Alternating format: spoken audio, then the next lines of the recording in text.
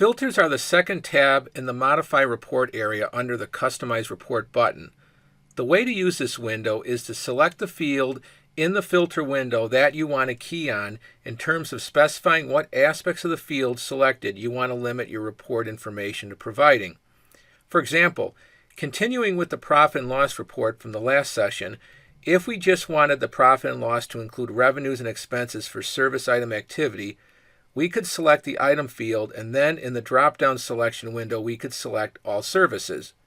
Notice that there are many group choices for items, and whenever you see multiple items, you can then select whatever individual items you want by merely check marking them as such and then clicking on OK.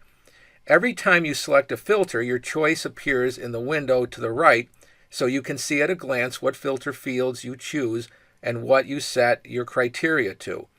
Many times there are dozens of fields you can choose to filter your report on, but keep in mind the more you filter it, the less information will be provided, and if you over-filter it, no information will appear. So you have to be selective and think carefully to what extent you want to filter a report based on the fields available. In terms of criteria you can select for a filter, some are date-driven, like for the field date, where you pick your dates, and some are amount-driven, where you have to select an amount greater than, less than, or equal to, and some are type-driven, where you select the particular types of transactions you are seeking.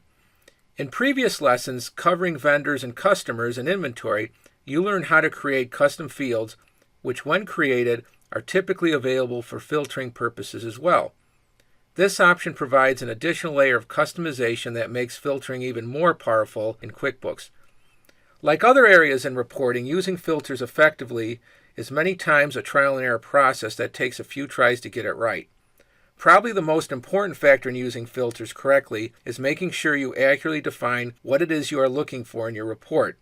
If you can articulate your report needs in terms of the fields of information required, then it becomes a lot easier to pick and choose the appropriate filter fields in the first place, leading to proper report definition.